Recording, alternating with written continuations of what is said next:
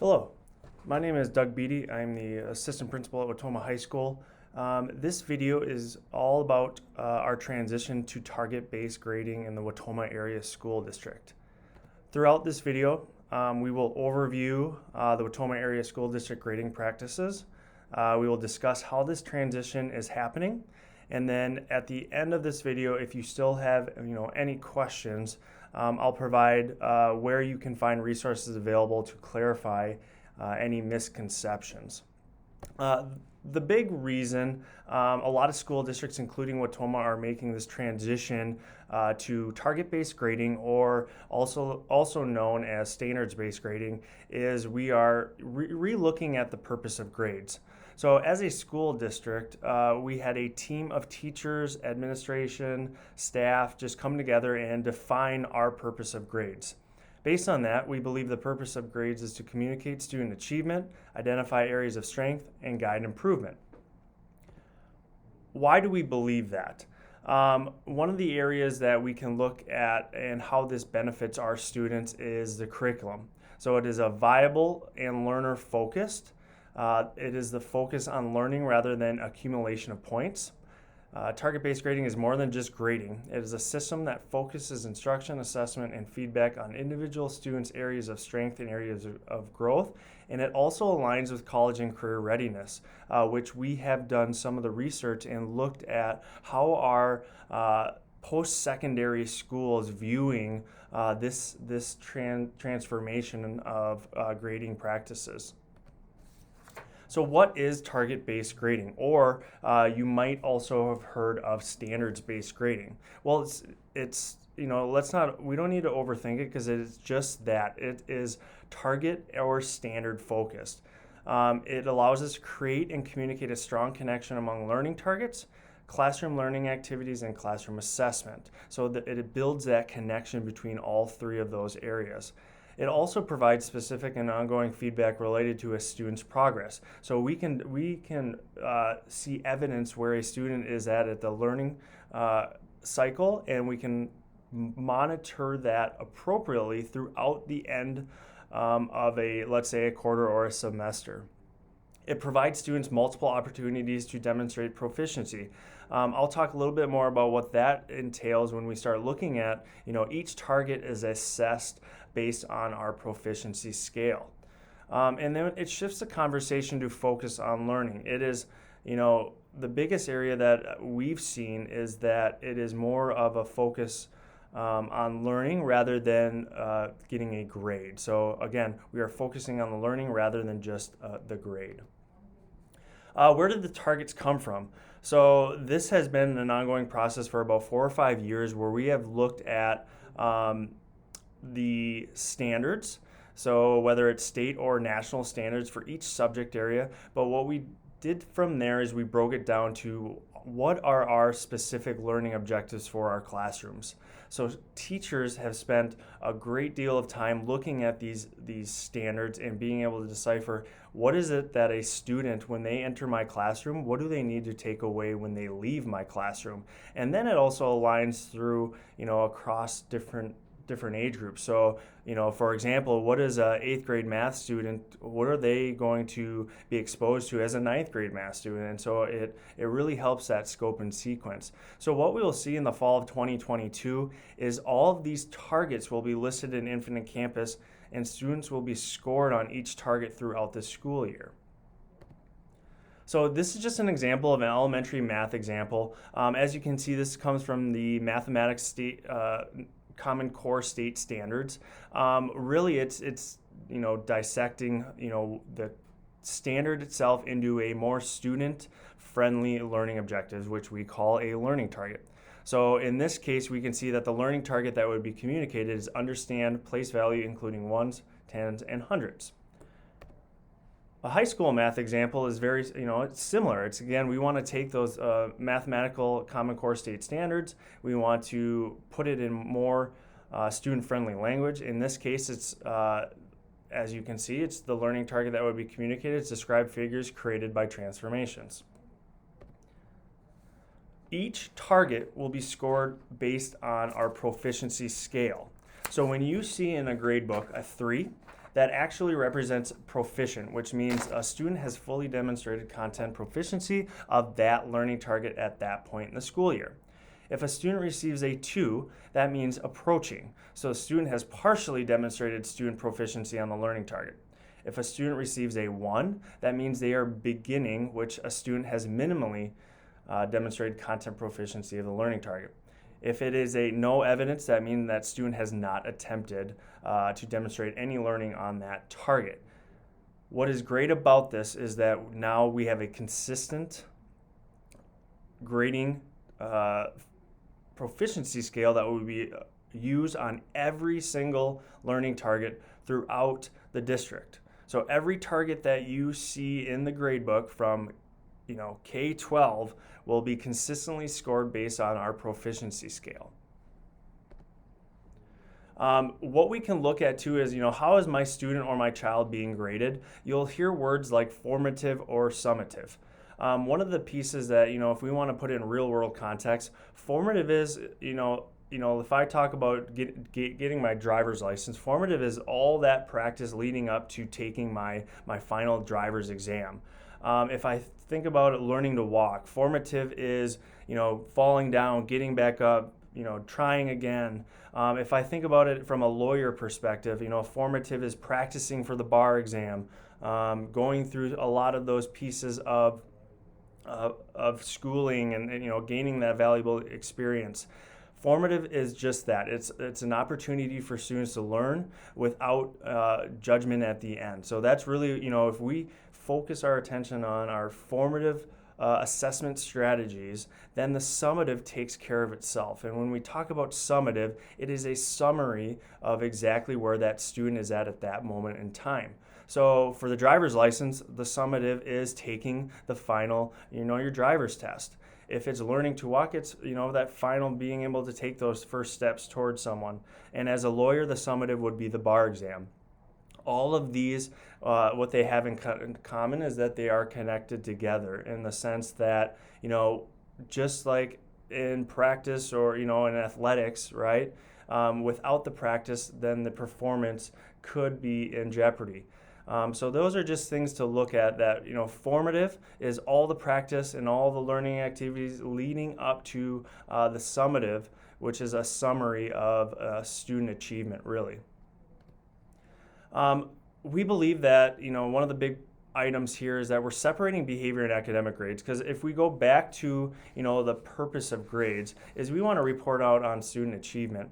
And, I think in 2022 now we're, beyond those, if a student turns in something late, they're deducted 10%, because that really doesn't give us a clear indication of where that student is at academically. But that doesn't mean, turning in assignments on time, being respectful, being responsible. All of those types of things are very important as we sit down with community members and we look at, the connection of high school and where students are at in our community. And so that's why we've decided to also create what we call work and people skills.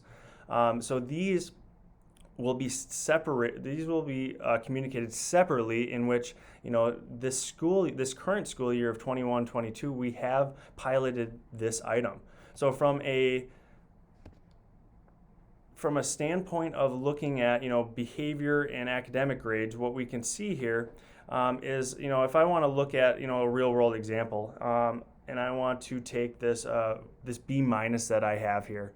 And if I want to think about a student and I want to think about a holistic view of where that student is at, 81%, I might ask myself, where's that other 19%? Or, how do I get a B, or how do I get an A? Well, and really what it comes down to is where is this student, where is the student having challenges that I can intervene? And the easiest way to think about this is if I were to bring my truck into an auto mechanic shop and they were to report to me, Mr. Beatty, your truck is at 81%. I really wouldn't know where that, the deficiencies or where things are going well at. So really what we're doing is we're transitioning all of our assessments to look just like this diagnostic that I have on the screen that reports out on specific items that relate to my truck, in the sense that it gives me a really clear understanding of what items are okay and what items do I need maybe repaired. And so if I were to envision this as a current assessment, a green would be a 3, a yellow would be a 2, and a red would be a 1 in this specific example. What that looks like from an academic standpoint, though, would be something similar to this, where a student takes a summative assessment. There are 5 learning targets that are being assessed. We have students A through F.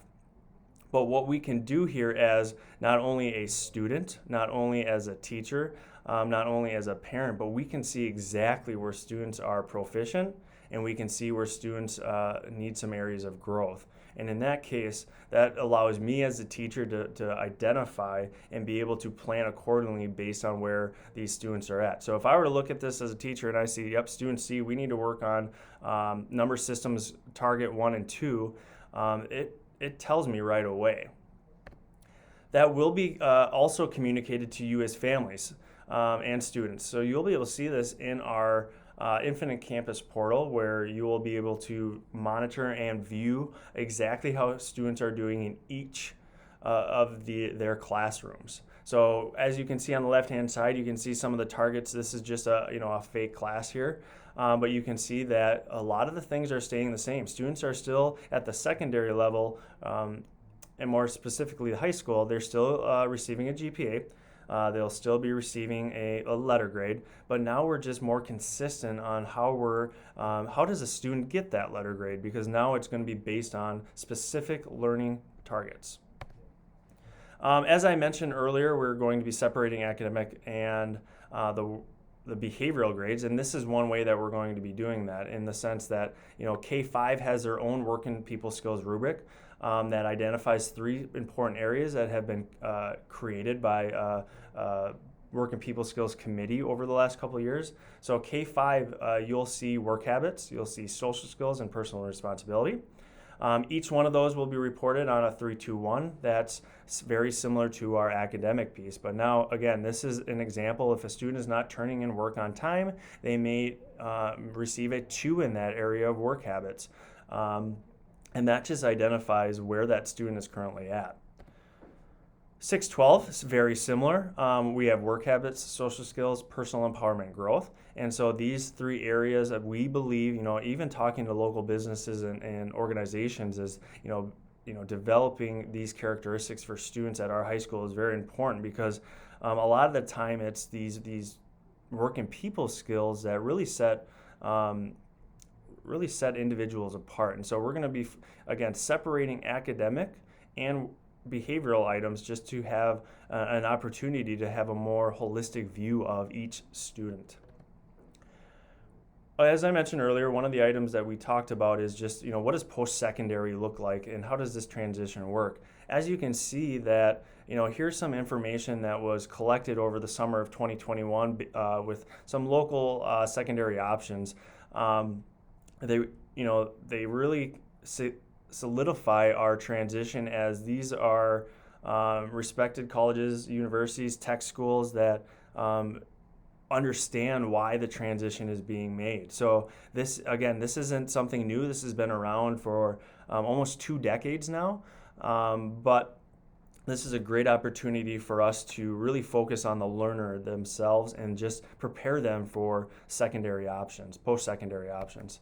So as you can see, different universities and colleges, tech schools kind of have all of these items that were highlighted in our conversations.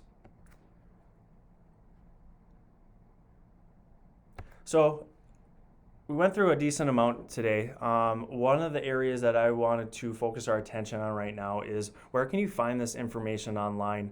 You can actually go to the Wautoma Area School District website, and when I locate the website and I'm at this page, if I were to go to menu and I were to scroll downward district, you will see a new site, and that's called Wautoma Area School District Target-Based Grading Information.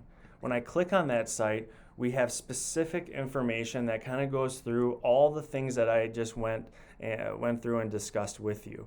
So you can see that it's broken down in different areas. So we have the guaranteed and viable curriculum, we have core beliefs to target-based grading, academic grades, work and people skills, target-based grading definitions. We have K-5 target-based grading FAQs, 6-8 target-based grading FAQs, 9-12 target-based grading FAQs, and then also the research behind our work. If you were to select any one of these, and let's say I want to look at what are some of these definitions that we were talking about. If I were to select that, you will see a lot of the definitions and pieces that are attached to target-based grading. So this is a great place. This will be updated throughout our transition with specific items related towards our target-based transition. But when we go back to the core beliefs of target-based grading, again, what is the purpose of grades? Again, and the purpose of grades is to communicate student achievement, identify areas of strength, and guide improvement. And that is our core belief here. And making this transition will ultimately better serve our Wautoma Area School District community. Thank you for your time. And again, if you have any questions, please do not hesitate to reach out to our school principals or the curriculum instruction office. Thank you and have a great day.